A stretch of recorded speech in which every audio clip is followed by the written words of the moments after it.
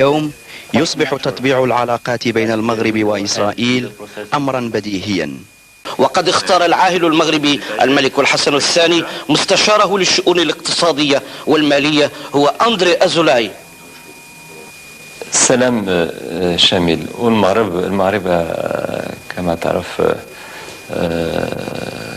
احنا دولة عربية وخصنا نتبعوا كاع الدول العربيات اللي هما غاديين في هذا الطريق نديروا بحالهم، ما غاديش نمشيو بوحدنا بطبيعة الحال نحن نعتقد أن إسرائيل دولة غاصبة، وأن أقل ما يقبل من دول المسلمين المقاطعة، أن تقاطعها حتى إن بقي لإسرائيل جزء من أراضي المسلمين فهذا لا يهم. أخطر شيء في تقديرنا والله أعلم هو هذا التطبيع والدخول في علاقات عادية مع إسرائيل. وبالرغم من كل التحفظات فقد تم تأسيس زمن العناق المغربي الإسرائيلي، ولا يمكن برأي المراقبين التراجع عنه بل سيسير قدما. غادي ندوزو لواحد القضية أخرى وهي واحد السيد اللي تعرفو اللي هو أندري أزولاي. أندري أزولاي المهم كنتي قلتي في واحد لونتروتيان وسور انترنت في واحد لارتيكل سور انترنت ومن حتى في واحد لا فيديو tu as accusé, vous avez accusé que André Azoulay c'est un sayan. شنو هي الصيان؟ صيان هو شي واحد اللي تيتعاون مع الموساد تعطيه معلومات. Tout à fait. واخا هو هذه راه قضيه راه خطيره زعما سي ان كونسيي دو روا، لو كونسيي ايكونوميك ديال لوتوريتي لا بلو au Maroc. il collabore avec le Mossad، تيتعاون مع الموساد. يعني مع عندنا واحد يعني قريب للملك تيكون معاه في البالي رويال داكشي. Mais c'est avec l'accord du roi. Mais le roi du Maroc, la monarchie marocaine, depuis 61, depuis Hassan II en tout cas, ça c'est sûr, elle collabore avec Israël et le Mossad main dans la main, avec les sionistes. Enfin, c'est pas, je ne dévoile pas un secret. Enfin, je veux dire, c'est connu et reconnu. Enfin, je veux dire, qui a formé les agents de la sécurité du palais, les gens du Mossad, qui a formé des officiers alors, les officiers allaient s'entraîner en Israël, se former en Israël. Mais ça c'est, enfin, je veux dire, un des premiers chefs d'État arabes à avoir accueilli des chefs sionistes, c'était le Maroc, avant tout le monde. Et au vu et au su, c'était en 86, il avait reçu Yitzhak Rabin et Shimon Peres, alors que la Palestine était sous occupation. Voilà, et puis que fait le Maroc, par exemple, contre la judaïsation de Jérusalem? Le soi-disant président du comité Al-Quds, mais c'est bidon. Enfin, mais c'est la propagande. C'est des mots et des mots. Le Maroc, enfin, l'autorité, la plus haute autorité marocaine, c'est le roi. La monarchie marche main dans la main avec Israël et avec le Mossad. Donc, André Azoulay ne joue que le rôle de facilitateur, parce que c'était un ancien banquier. Il a beaucoup d'amis dans la banque à New York, à Paris, etc. Et grâce à lui, il tisse des relations pour aider le Maroc. Voilà. Et qu'il aide Israël par la même occasion. Mais le roi se frotte les mains pour ça. Mais c'est magnifique, il n'y a pas de problème. D'accord. Oui. Oui.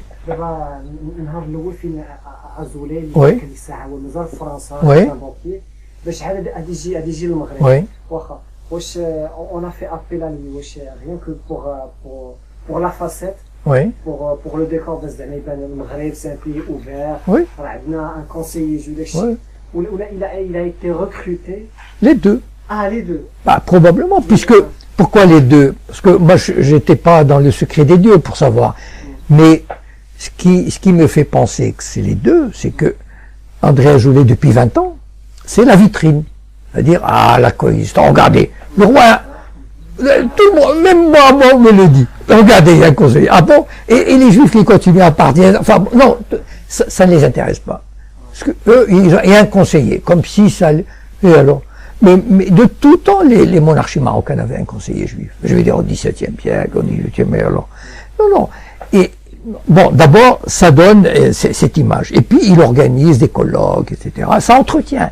C'est très important, cette image. Le Maroc bénéficie de cette image. Le Maroc cherche des appuis auprès de qui? auprès de l'Amérique et de la France, en particulier. Et au Moyen-Orient, auprès de l'Arabie Saoudite et du Qatar. Les monarchies du Golfe sont les meilleurs alliés d'Israël et de l'Amérique. Donc, il est en plein dans cette dynamique. Voilà. Et,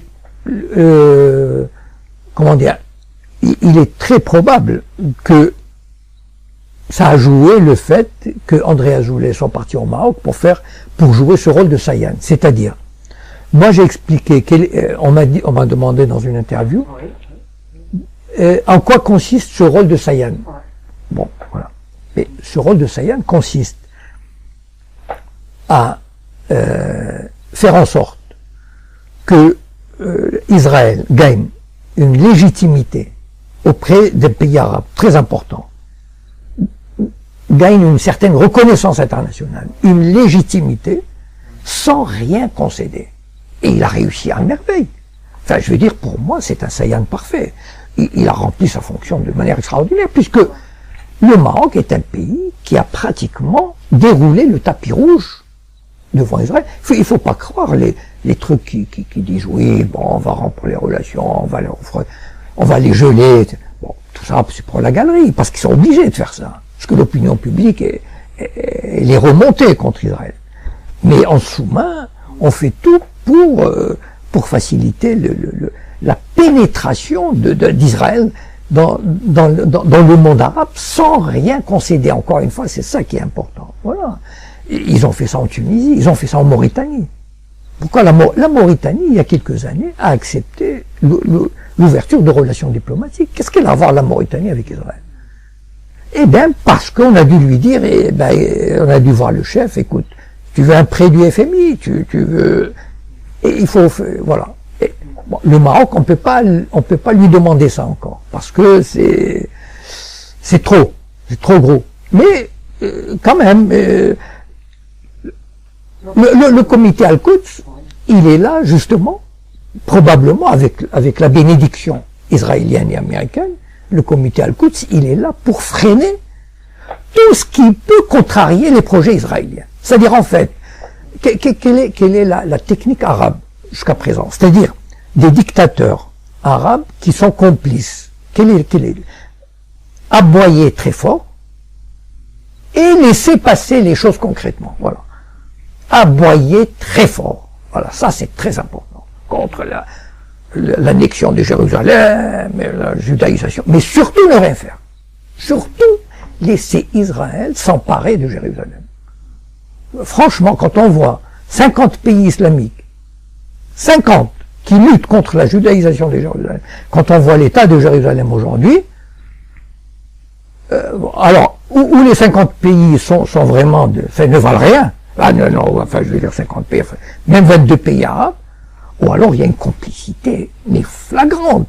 Mais tous les pays arabes n'ont pas intérêt à avoir un État palestinien.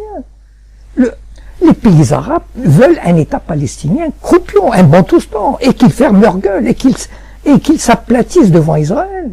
Mais je veux dire, si on n'a pas compris ça, on n'a pas compris grand-chose à la politique. Les pays arabes, ils détestent les Palestiniens. Ils ont toujours détesté les Palestiniens. Ils n'ont jamais cessé de les contenir, de les enfermer, de leur mettre des bâtons dans les roues. Enfin, je veux dire, de les affamer. Quand on voit l'état des Palestiniens, vous croyez que les pays arabes ne peuvent pas trouver $1 milliard pour les soulager? 1 milliard? C'est quoi 1 milliard? Regardez le Qatar, il achète des trucs. Ils ne trouvent pas, ils ne payent même pas l'argent qu'ils ont promis à l'autorité palestinienne. Non mais, voilà. Mais ils n'en ont rien à fiche. Ils veulent amener les Palestiniens à accepter les conditions israéliennes et qu'ils ferment leur gueule. C'est-à-dire le potentiel, de quoi avaient peur les États arabes? Du potentiel révolutionnaire que représentait la Palestine. Voilà. Et ça, ils en avaient la trouille. Je veux dire, ils sont très bien entendus avec l'Égypte de Moubarak, avec la Jordanie de Roi Hussein, etc., pour canaliser, enfermer les Palestiniens. Mais il faut parler. Voilà. Alors, ça, les champions du verbe, c'est les dirigeants arabes. Les dictateurs, c'est magnifique.